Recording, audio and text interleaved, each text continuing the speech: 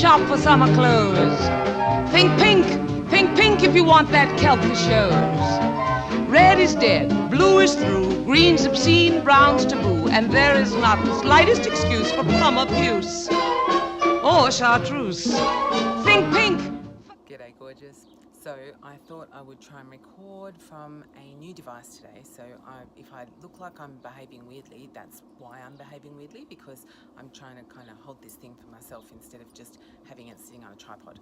So anyway, but it means that I can kind of move it around and you don't kind of lose me.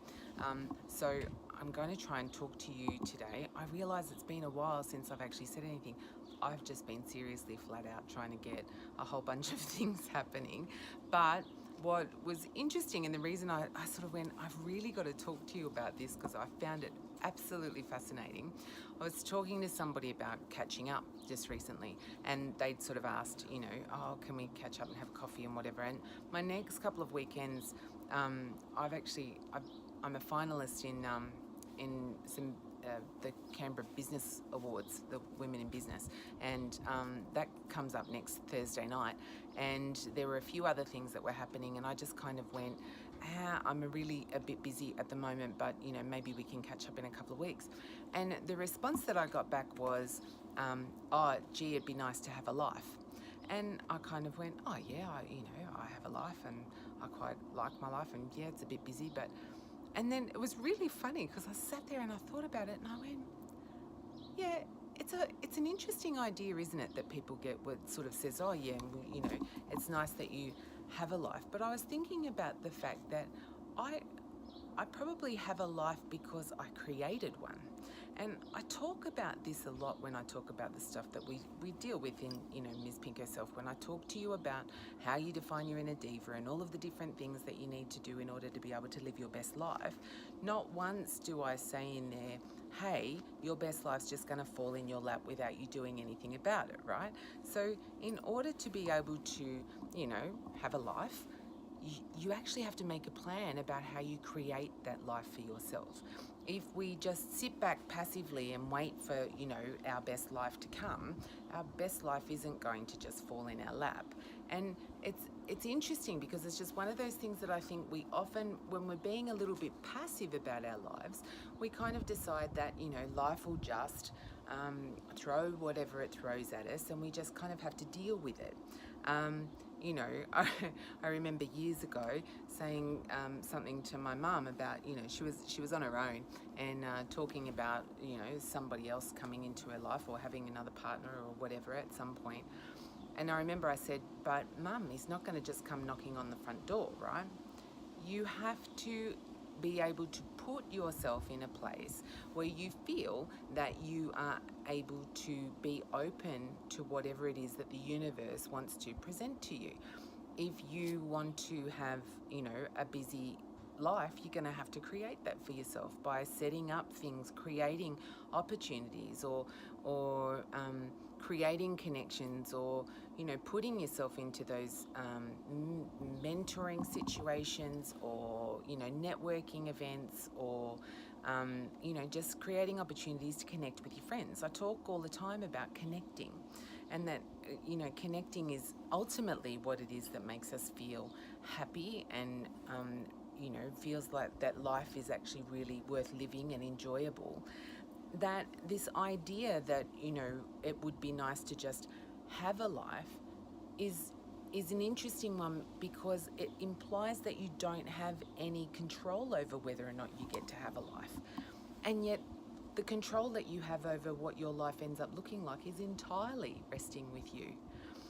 And so it just really got me thinking about that, because it probably goes back to everything that I say about how you get to live the life that you love has an awful lot to do with you taking stock of where you're at, understanding in terms of your own self-awareness about who you are, what you want, what you bring to the world, what your challenges are, what some of your personality traits are that might cause issues with other people, because we all have them, right? We're not perfect. There is no perfect human being. It's that part that just sort of says, somewhere in there I still have ultimate control over my own destiny, and that I can choose to have experiences that reflect who I want to be and how I want to live my life as a human being. And that's the bit that I think is really ultimately important here. It's this idea that instead of waiting for somebody else to come along and present you with the life that you would really like to have, and then getting upset because nobody actually comes, knocks on the door and leaves you a package at the front door that says, here's your great life, you deserve it, right? We need to stop thinking that we don't have ultimate control over our own destiny, because we do. And even when we're unhappy in certain situations, if we can take that situation and look at it with a sense of self-reflection and awareness and go, okay, this isn't working, how do we fix it? Get education around the things that make you, if you don't know how to fix it, ask somebody who does and get it sorted out. And when you do that, it makes a huge difference actually to how you feel about your control over your life and moving forward. And that's this part that makes you feel like you can actually learn to really love your life. I absolutely love my life. And, does that mean I don't have bad days? Absolutely not. Does that mean I don't make mistakes? I wish. Except that mistakes is actually how we learn, right? Mistakes is actually how we learn to understand ourselves and how we can actually, in the end, get to a point where we can feel more comfortable with where we're at, because we know that we fought hard to get there and that we didn't just have it handed to us. The package didn't turn up at the front door with big red ribbon on it and says, here, open for your most luscious life, right? You actually have to make some decisions and create that life for yourself.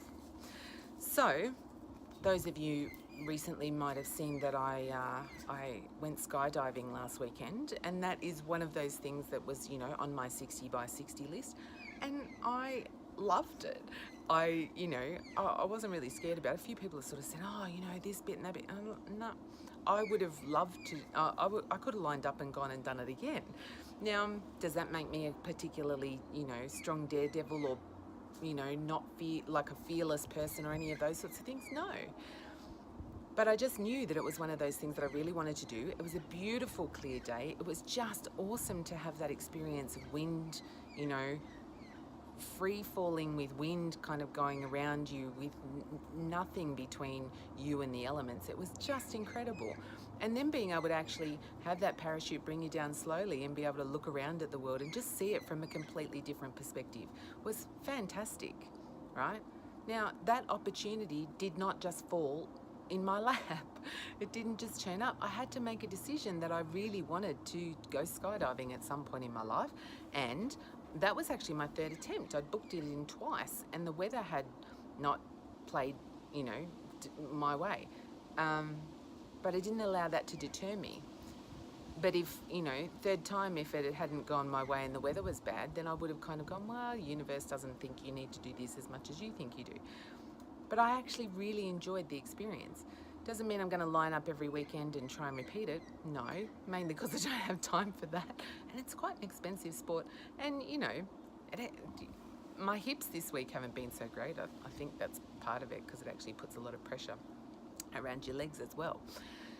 But I did it because it was something that I really wanted to do, and I'd made plans to do it, and I made it a priority. I didn't just sit and wait for somebody to kind of present my life to me at my front door. All right. So I hope that was useful.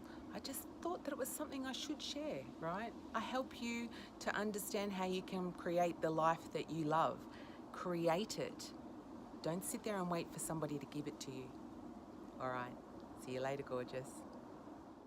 And that includes the kitchen sink.